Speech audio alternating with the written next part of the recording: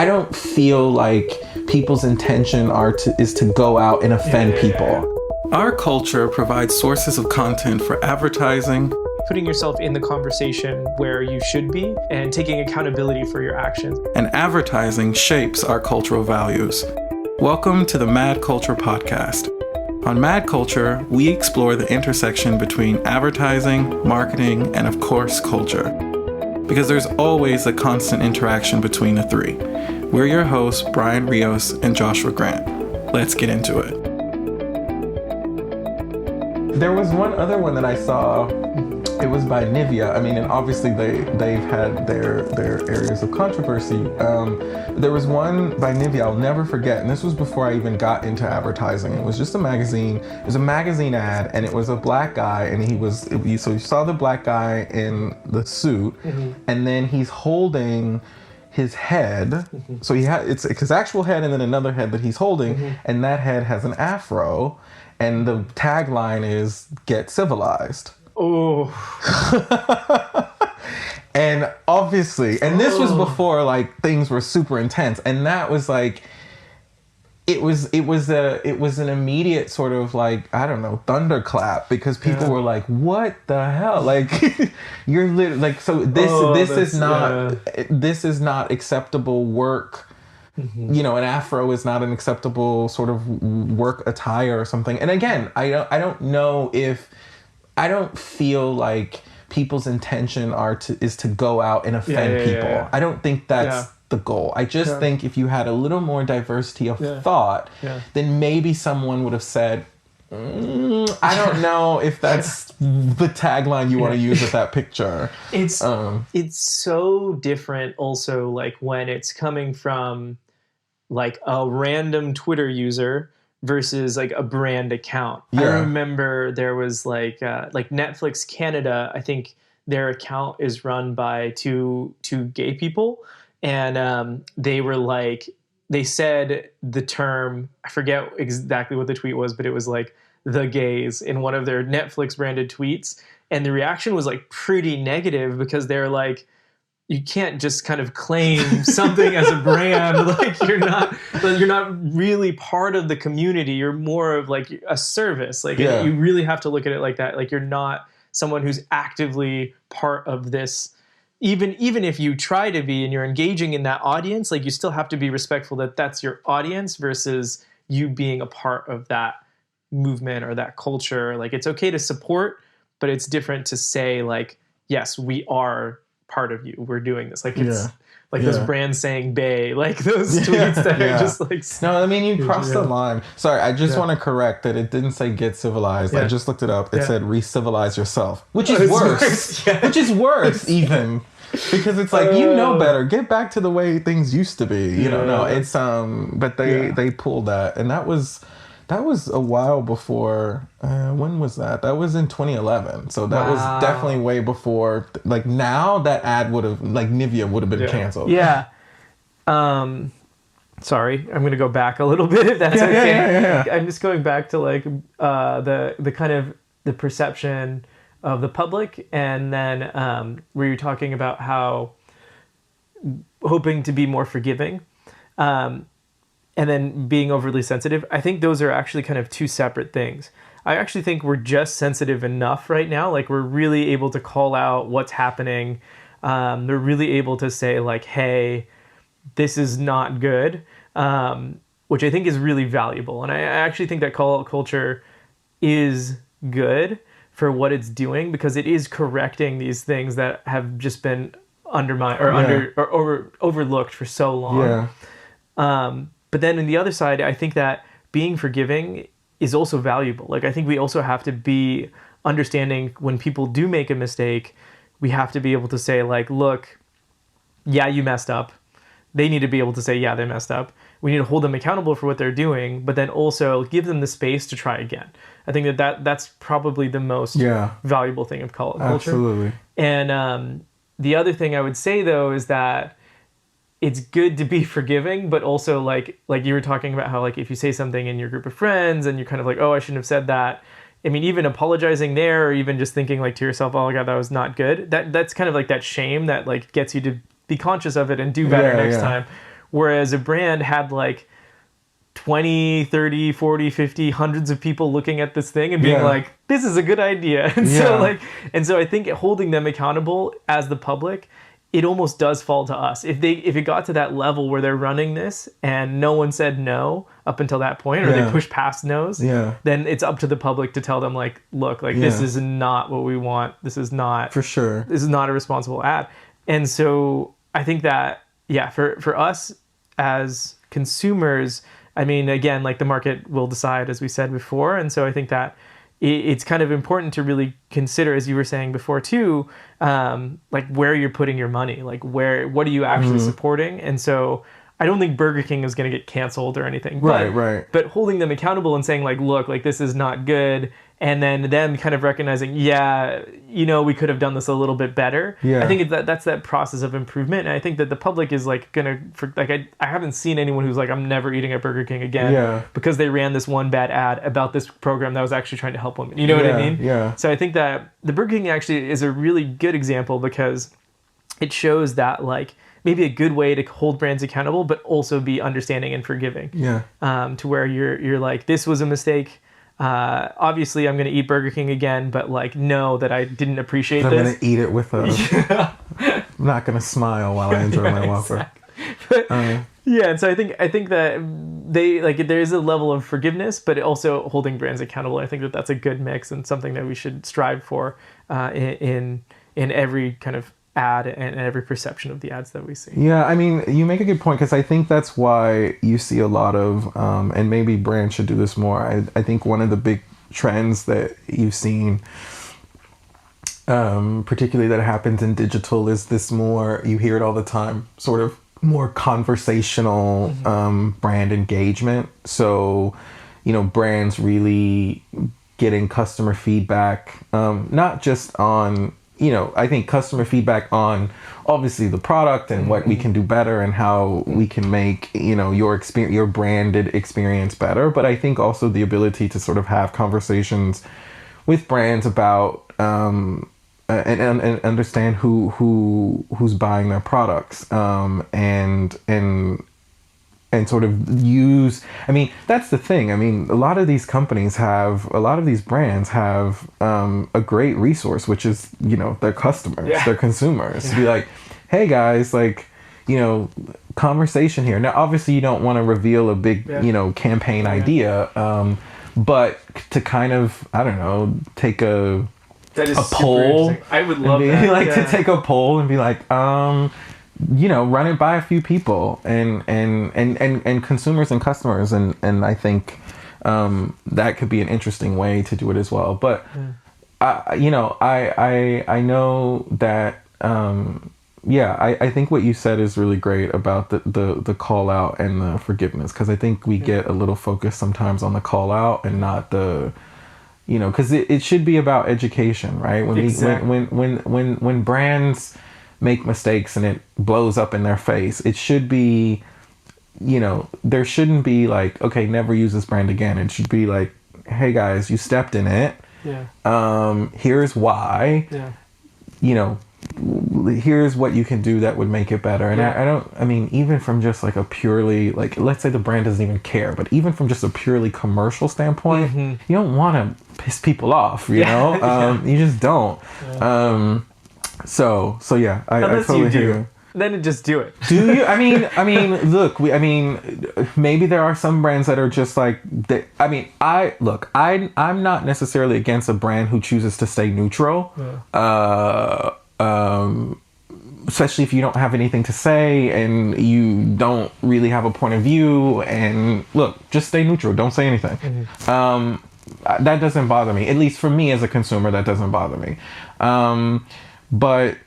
But yeah, I mean, I can't think of can you think of a brand who just like wanted to offend people? Like, I'm sure there are like small brands, like regional brands that are like, sure, we don't believe in whatever. Those Facebook ads that are like, those Facebook ads are Russians, Russian bots. So yeah, I mean, if you're a business person, this is like anti-business 101 is like, piss off all your consumers.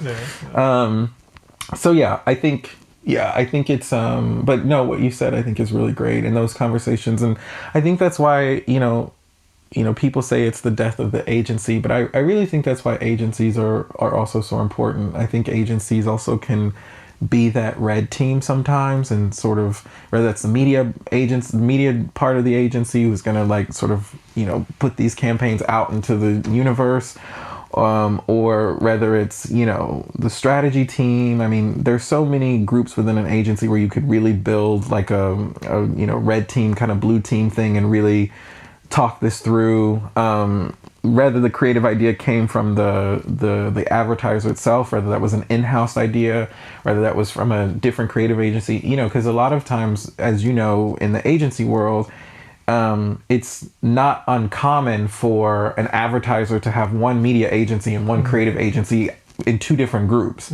So that kind of collaboration brings diversity.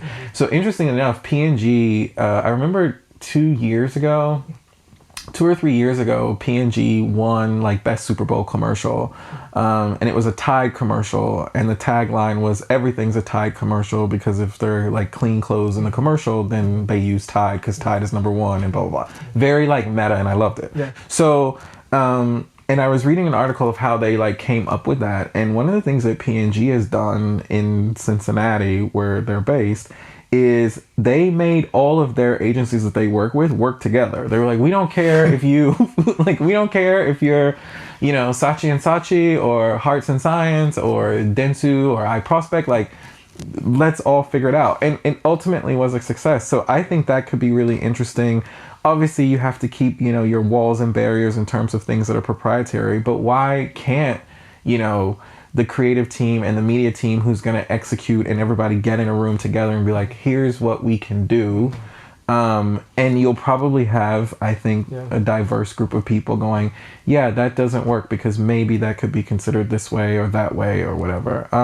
That's what I think is really missing is when people talk about diversity. I think that there should be diversity of thought. And that to me is not necessarily attributed to a color or like a race. Just people that aren't from the same background that can sit in a room and go, oh, maybe this isn't the best way to do things. But what do you think about like, so then brands do this, right? And then they say, yeah, we stand for this or we stand for that. We support this or we support that. Like, I feel like also then you have to kind of do something, right? Like you need to, it's like, it's funny, for example, during Pride Month, you always see like every brand's logo is becomes a rainbow flag. Yeah. And then you're like, okay, that's great, but like, are you actually doing something? And so I think that also what is different that I feel now, particularly in the last few years, is like, there's like authenticity checks.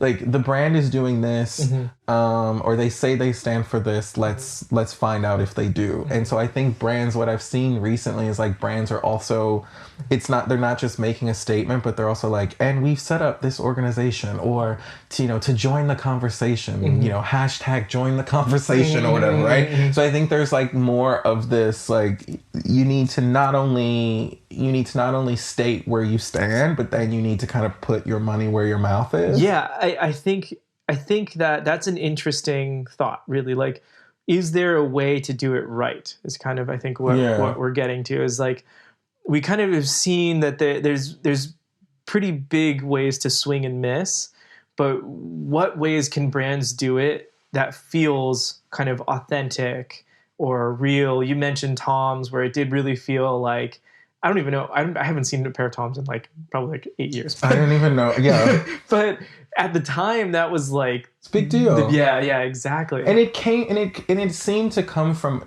nowhere. Yeah. And I think that's why it seemed so authentic. I mean, not to say it seemed authentic. I think that's why it was authentic. Wait. Oh my God, I can't say that word. Authentic, because it seemed to come from nowhere. Yeah. I think now. Yeah. Because the expectation is, I mean, it's the culture, right? I mean, media, like, that's the thing. Advertising is supposed to interestingly enough, they say like art creates culture and things like that. And I think advertising reflects culture. Like advertising says where we are, right? It doesn't guide it or set like a trend. It just sort of says, okay, this is what we're doing now. Yeah. And I think that's really interesting. And I think that's why, advertisers are being asked to make a stance, because I think the culture is very much like me being friends with you, me buying your product, me choosing to partner with you or marry you or whatever is going to be heavily, heavily based on like, families have been torn apart over this, right? So it's very much a culture. And so I think advertising, as it reflects where we are as a culture, I think has to do this. So how do brands do it right? I think there's a couple things. I think, first of all, you have to have a very clear point of view on the issue. So if it's Black Lives Matter, if it's the gender pay gap, if it's climate change, what's your very clear point of view about this? And I think that's more than just like releasing an ad. That is also kind of, where's your money going? Where's your money going? Why is this particular subject one of interest to you? Because that's what I think is interesting sometimes too, is you'll have like an advertiser, do something and you're like, this has nothing to do with the products that you sell, right? So like, what's your point of view here? So for example, if we talk about like the Colin Kaepernick Nike example, I mean, that was very much in their domain, right? That was a sports story. That was a racial story. I mean, if we're honest, the majority of NFL players and NBA players are Black. 100%. So it made sense that Nike would be expected to say something of that kind. And I think subsequently Adidas like retweeted Nike's mention of that. But so I think that's one way to do it authentically, is it has to be a subject that your brand would be inherently included in that conversation. That's great. Yeah. So when we're talking about like, FMCG or fast moving like CPG products, right? And the idea that like climate change and plastic, right? And so you see companies coming out like, oh, we're going to try to, remove plastic, or we're going to try to do, because that's a conversation that you should be involved in. 100%. Not necessarily that you helped create the problem, but it comes up, right? And so I think that's one way brands can do it really well, is first sort of, is this a conversation that makes sense for something that I should be involved in? And then I think if you start there, it's almost like accountability more than it is necessarily inserting yourself into the conversation. Right. It's like I think when we're talking about the plastic, so I worked for Coca-Cola in the States, and so this brand I worked for specifically was Honest Tea, and Honest Tea is a very socially conscious, like eco-friendly brand. And so when we became part of Coca-Cola, there was a big backlash against us, actually. Yeah. And the way that our founder kind of put it was that we really were looking to expand our reach. And so Coke provided us that platform. Right. And even kind of making that change from within Coke, to where then they were introducing like plant-based bottles, where they were trying to reduce their plastic footprint. And I mean, obviously a lot of that is tied to kind of going back a few points where we were talking about like why things are so left-leaning now in brands and in advertising. And I think that a big part of that is because that I think most people are on that kind of side of the fence at this point, but also where it like a lot of the market research and stuff can kind of show like that the trends are going in that direction, and especially for things around climate change, around like we were part of fair trade at that point, and it just like making the world better through these products, or trying to make less of a footprint, or yeah, exactly. Like putting yourself in the conversation where you should be and taking accountability for your actions, I think is something that seems much more authentic than than inauthentic in ways that like maybe the Burger King or the Pepsi. Yeah. Like what does Pepsi really need to say about like Black Lives Matters in that way? You know what I mean? Like it feels like when a brand puts out a statement or is donating money to that, it feels much more authentic than to put out like, they probably paid so much for that ad. And then, of course, Kendall Jenner's not cheap. Exactly. Yeah. And so it's like, where is that money really going? And then like, it's kind of like implying like, oh, like this solution is Pepsi. And it's like, that is not the solution. Yeah. I remember, so one of the clients that I have done work for, which is P&G. I mean, P&G in America has really, I think, done this very well in terms of taking up social issues. And, you know, they had, you know, the famous Run Like a Girl ad that got a lot of attention. And then they've had, obviously, ads for Gillette, you know, supporting, you know, transgender and transgender equality. Obviously, they've done conversations about race. And I think that, you know, some might argue, well, why do they need to do this? I mean, they sell toilet paper and laundry detergent. But I think, you know, one of the things that I think is important to people is that I think daily life products, I think because they're a part of, you know, what you see every day, what's around your house, what you're looking at, I think it's even more important that I think brands like that do it. Like these sort of products where you let them into your home, you let, you know, you use the laundry detergent to put clothes on your children, right? Or whatever the case may be. And so I think there is this kind of, I think like more so than like a financial company or something, I think these kind of daily use products that people let into their homes, that they experience on a regular basis, that they sort of want to see, you know, that whether that's food products that they make that they serve to their children. And obviously, you know, if you're like, you know, if you're serving, I don't know, something to your kid and it's from a company that supports, you know, anti-LGBT and your kid is gay, you know, it's like, what are you doing here? So, I mean, it is still tricky. I don't have the perfect answer for it, but I think brands are going to have to start to really figure this out. So I guess one of the things I wanted to ask, and I would love to kind of, maybe we'd have to do like a part 2 or follow-up, because, you know, this, as we're discussing, it's very sort of Western centric. I wonder, like, as we're sitting here, like, I wonder, does that work? Is that the same kind of globally, right? Because, you know, does it work in Asia? Is it, you know, how does South America feel about, you know, like different parts of the world? Is advertising also taking that same effect in terms of social responsibility? I've seen a lot of really interesting examples from like Unilever, some stuff that Unilever has done in like India. So I've seen some examples from around the world.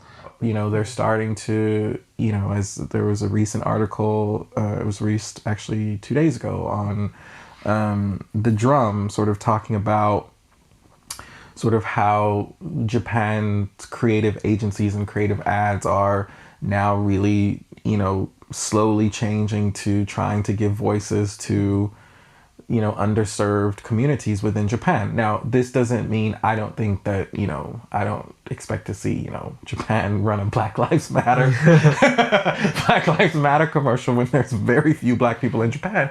But what I do see is Japan has, even no matter how homogenous it is, Japan has women who feel that, you know, they don't always get a seat at the table. Japan has LGBTQ plus people who also feel that they don't always get a seat at the table. So I think that you can it always doesn't have to be rooted in like race relations and things like that. I think what you see in Japan is this slow sort of move toward wanting more points of view, but from points of view that also are, you know, Japanese in a sense. So not just Western companies coming in and saying, hey, Japan, you should be thinking like this, and this is how it should be, and in the rest of the world, this is it. And what I see is you have Japanese creative agencies, Dentsu being one of them, very proud of Dentsu, trying to tell more stories within the context of what it means to be trans in Japan, or gay in Japan, or, you know, half Japanese and something else. Yeah. And I think that, you know, I hope that they do it very well. It looks like that's what we see happening. So it's yeah, I think it's all quite exciting. With what I think this is a new area of marketing, or a new venture that we're going into the marketing world, that I think is going to be, there's going to be a lot of hits, there's going to be a lot of misses. But I think, I guess as a kind of overreaching point of view, I think, you know, this is obviously, brands need to figure it out. They need to do it. They need to think about what their point of view is, and yeah. The first example that kind of came to my mind was that Nike ad that came out, I think at the beginning of this year, or late last year, with the Korean athletes in Japan. Yeah. There's like so much backlash on that. Yeah. So much backlash on that. Yeah, it was intense. Like, and I don't know if this is an exclusively Japanese thing, but they, like, people were like really kind of like digging in, like, oh, this, I remember hearing like, oh, this girl actually went to like a different school than it says in the advertisement, and like they're saying it's a true story, but all these things. And it's interesting to see, like, yeah, I think that it's tough. I think India is probably a market that's closer to the US, like in terms of there's a lot of mixed viewpoints and perspectives, and so you really have to kind of look at like what you want to align yourself with. In Japan, I think it's potentially even harder, just because so much of the population is of like one mindset, or they try to be of one mindset. It's kind of, and I think also weren't they also somewhat, I think what was interesting about the reaction to that also was, I think that there were some people who were offended by the fact that this ad was even suggesting that Japan had race relation issues, right? Which is an interesting thing even of itself, right? Yeah. That you're not. I think that's kind of unique, you know, that you're not. I mean, you know, when you take America, like, everyone is aware of the issues that people perceive that America has on both sides. Like, whether you agree or disagree with them, race relations is an issue, LGBT trans rights is an issue, etc. Right? And what's interesting about the Japanese Nike ad was, it was almost like, this is an issue, and like raising it, and then people being like, it is? Really? Which, first of all, you know, hats off to Nike. That's a really ballsy move. That's a ballsy move. Totally the ballsy move when you're gonna like tell someone that they have a problem. It's one thing to be like, we support solving this problem, but it's like, no, you have a problem. I think it was really shocking. And what's interesting about that too is, I think that that ad also came out, I think, in a climate where, you know, there's a lot of things going on in Japan right now around the idea that because of the way that Japan has been doing with COVID in terms of border lockdowns and controls and all of this, that there's this, you know, underlying current of racism and xenophobia, and I think parts of that are true, but I think that there was just a lot of that conversation, and that ad happened to come out like whilst all of that was going on, whilst people are you know, separated from their family, or while people can't travel or leave or whatever. And so I think it just really intensified the reaction on both sides, because I think there was just a lot of back and forth about sort of what is the actual situation between, I guess, the Japanese and then everyone else who lives here. Yeah, man, Nike really goes for it. They just don't, like, they don't hold back. But I mean, I think it's, they're so big though, you know. I mean, it won't cost them. Yeah, exactly. You know what I mean? I mean, I can't make that assumption, but like, I can't find anything that really goes into what the effect was. It's just reactions. Because even people burning Nikes, it was kind of a joke. Like you saw it on like, you know, social platforms, and you're like, look at this person burning Nikes. Like, that's crazy. And then it's like, but you bought the Nikes to burn them, you know? So it's just, I don't know. As a wrap up, so essentially, like, it's like, I guess what would you say are the like key takeaways? Like what are the best practices for brands to do it right? If I had to counsel a brand on this, I would say, first, I think, understand, or at least think about, is it organic to your brand? Like, was your brand created on the back of a social issue, like Patagonia and the environment, or Honest Tea, right? Like, was the brand created on the back of a social issue? Then it's super simple. Engage in you know, the conversations that are relevant to. So I guess that's part 2, is engage in conversations that are relevant to whatever your product is or whatever you're producing. So if you take an Honest Tea or a Patagonia or a Naked or whatever, that are all built on sort of, you know, food sourcing and environment and the environment, etc., then it makes sense to then make social things about that, and make your ads and your content about those issues. Because I don't think brands need to take on every issue. Make the ones that are really relevant to you. That people expect you to, and people expect you to have a point of view, and also people expect you to have some expertise on the subject, right? So then when you take, so I guess relevant to the conversation, so that's what we were saying about Nike. So Nike, for example, where the majority of people in professional sports in America, at least NFL and NBA, which are largely Nike sponsored, Black people, makes sense. You should have a comment about that.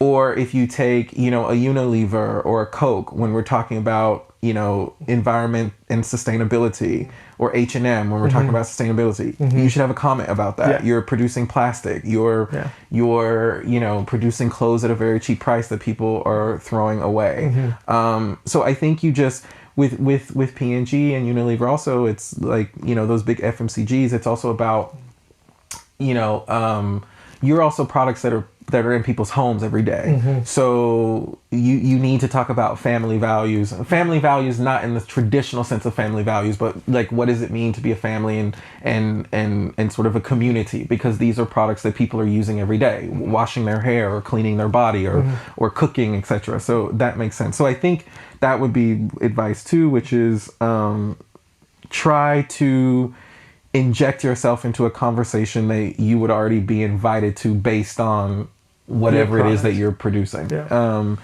think the third one is just test against a diverse group of people. And again, I want to stress, it doesn't mean skin color. Diversity doesn't mean skin color, because I also don't like this notion that if you get a Black person, that Black people or Latin people or gay people are a monolith and we all think the same way, and we get together and we have these meetings where we all decide on our subject and what we think about it, because that doesn't happen.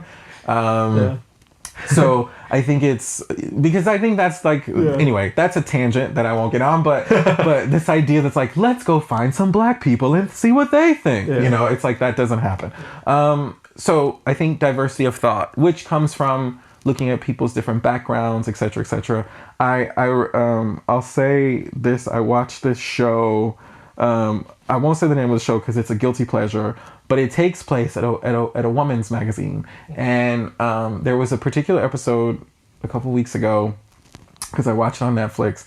There was a particular episode about, so the social media director was looking for someone to join the team. And she decided that she was going to look like on Twitter, to just find, like, she sent out a call on Twitter and was like, who wants to be social director of this magazine, or work for this magazine? And she found this really cool girl who was like from the Bronx, like very cool, like was just killing it on social. So she brings her in and they want to go and hire her. But the company, the holding company of the magazine, had a policy that you had to have a university degree. And so the whole episode, or not the whole episode, but this storyline within the episode was her sort of challenging that and being like, this woman is brilliant at social, and yet we're turning her down because the story was that she didn't have the means to go to university. Obviously in America, university is quite expensive. And so she had dropped out because she couldn't afford it. And so it was this whole thing. So when I'm talking about sort of diversity, I don't just mean color. I also mean background, perspective, upbringing, nationality. There's so many other things that can go into that. So the third one would be test the idea against a diverse group of people. Whether that's, you play within you have meetings where, maybe half of the people who work on this business know the creative concept and the other half don't. And you present the creative concept to half of people who've never seen it before. Because also when you're like working in something, you tend to start, you start, have you ever done, this happens to me all the time where like I'll be working on a PowerPoint presentation and then I'll be like, this is brilliant. And then I'll show it to a couple people and they're like, I don't know what you mean on this slide. And it's like, because you're so in it that you're like, you don't understand what I'm saying with my cool visual. So I think that's the idea, is like keeping that separation so that, and a lot of people say that that's what happened with Pepsi in particular, because it was in-house, that everyone drinks the Pepsi Kool-Aid, right? And everyone thinks, Pepsi is a great brand, and everyone, so the idea of kind of having this kind of blue team, red team, I think is a great one. And then I would say the last thing is, because people will check for receipts, is it cannot be just a nice, beautiful ad. There has to be some authenticity around whatever it is that you're claiming that you get behind, whether you do that with money, whether you do that with an organization that you set up, whether you partner with, different groups that are trying to affect change. But I don't think you can just run an ad that says, our company loves minorities, and then that's it, right? And then just go. Or, yes, women should be paid more, and then they find out at your company that women aren't, you know what I mean? Definitely. So, there was a big thing recently where it came out that like Nike didn't pay federal taxes, right? And so it was like for 3 years. And so you're like, this is like, okay, so I think you have to, there will be an authenticity check. So just make sure that, the actions and the words. The actions and the words. And again, like we said earlier, it doesn't mean that you need to give money to organizations to support me, but you better not be giving money to organizations that are against me. I think that's the thing. Just to repeat, so just be organic to the brand. Make sure it's organic to your brand. Try to get yourselves involved in conversations where you have some say, some relevance, some knowledge of the situation. Test, and test again against different groups of people. And then obviously just support that action, like back it up with what you say. And I think that would pretty much cover it. And I'm excited to see how things progress. We'll